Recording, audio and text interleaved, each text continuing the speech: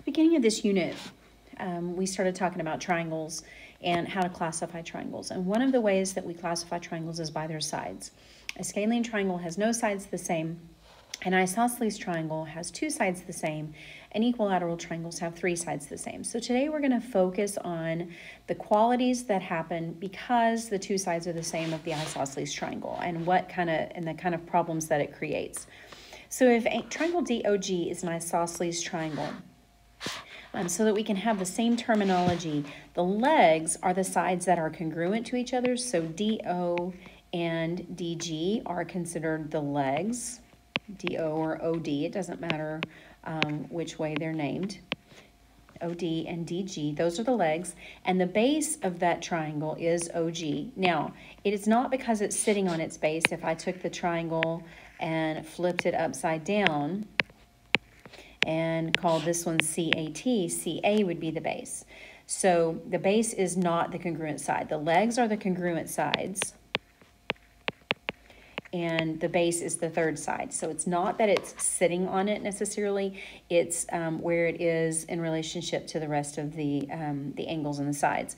The base angles are the angles that are on the base. So in this particular case, angle O and angle G are the base angles, and the vertex angle is angle D.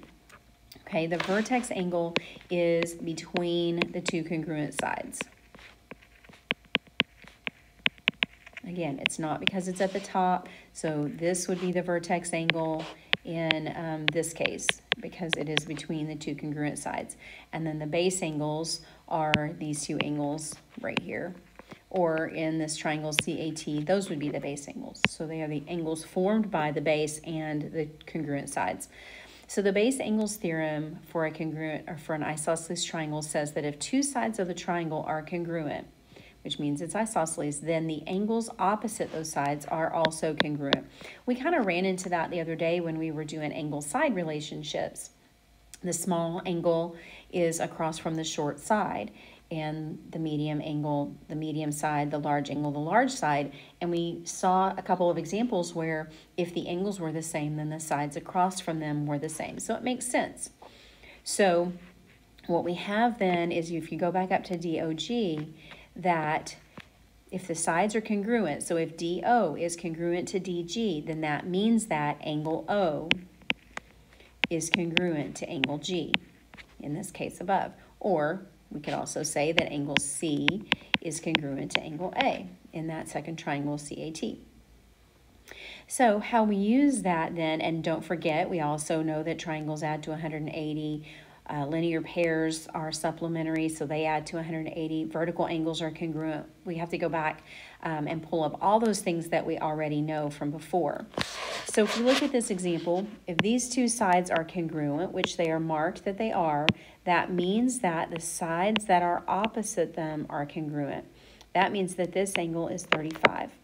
Well, then that allows me to find angle X, because those two triangles are the same. They add up to 70 degrees, and 180 minus 70 means that angle X is 110. So we have angle X is 110. So now we need to move into this bottom triangle. There's nothing from the top triangle that leads me into the bottom triangle. Primarily, you would look for parallel lines. But I know that these two are the same, which means then that these two angles have to be the same as each other. So I take 180 and I subtract 96.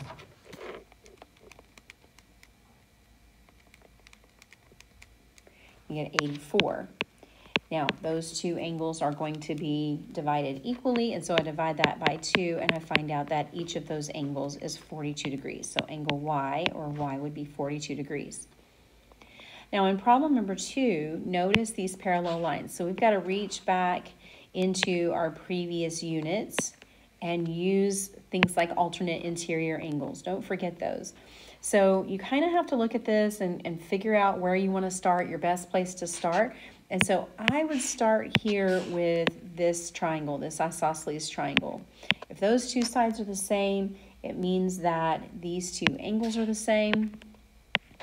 And since I've used I have 180 degrees to use, I've used 110.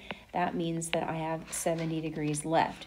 70 degrees divided by 2 means that angle X is 35 and angle Z is 35. So we know X and we know Z. Okay, from there, now we need to move into these other triangles. And always, if you're given something in geometry, you're going to need it. So the fact that these lines are marked parallel right here, the fact that those are marked, that those are parallel, is important. And what that's going to give me is that here's this Z, these alternate interior angles. We're going to use those more than any other angles, which means that angle W is also 35 degrees. So now I know that that's 35. Now I can find angle Y. I can add 50 and 35, subtract that from 180, and I get that angle Y is 95 degrees. Okay, so you just kind of have to work your way. It's like a puzzle. You have to work your way around and find all the pieces. Okay, so now let's look at some that have to do with variables. So we learned that when two sides are the same, the angles that are opposite them are congruent. So I look at this triangle. The first thing I notice is that those two sides are the same. That means that these two angles are the same. So those two angles should be the same size. One angle is 68. The other one should be 68. But it's 4x, and so the question is, then what does x have to be so that that angle can be 68 degrees? So 4x is equal to 68. Divide both sides by 4. You get that 68 divided by 4 is 17. So x would have to be 17 so that both of those angles could be 68 degrees. Now I can mark them with those little tick marks, or I can give them to you as an equal side lengths. I can see those two sides are equal to each other. They are the equal measure. They're congruent to each other, which means then that these angles have to be the same measurement also. So I want to figure out what does U have to be so that can happen. So you set it up. 4U minus 7 equals 2U plus 15. Now, we've been doing this all along. We did it way back in Unit 1. When we had midpoints and we were setting the two pieces part equals part. So we know that that angle equals the other angle. So we set them equal to each other and then we solve them. So you have to decide, are they equal to each other? If yes, then set them equal to each other, then solve. So I'm going to subtract 2u from both sides. 2u minus 7 is equal to 15. I'm going to add 7 to both sides, because I need it to go away from the left-hand side. So 2u is equal to 22. Divide by 2 and divide by 2, and I get that u is 11. Okay, so when two sides are the same, the two angles are the same. And then we have the converse of that. If two angles of the triangle are congruent, so we said if the two sides are congruent, then the two base angles are congruent. Now we're saying if the base angles are congruent, then the sides opposite them are also congruent. The two congruent angles are the base angles. And that only works when you have your two base angles. So in this case, we're given that angle D is congruent to angle F. That's the part we know. Therefore, if D is congruent to F, so this is saying if angle D is congruent to angle F, then what we know is that DE is congruent to EF. That's what that statement is saying. So what this would look like in a problem is if these two angles are marked congruent, then those two sides must be equal to each other. So I set those two sides, whatever they say, I set them equal to each other. Now I solve it so that I can figure out what x has to be so that that will be true. So add 3 to both sides. 2x is equal to 12. Divide both sides by 2, and I find out that x is 6. Same thing for number 6.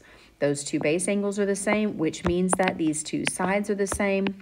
So 9x minus 24 is equal to 4x plus 36. Solve this equation. The geometry is done. Now you have to do the algebra. Subtract 4x from both sides.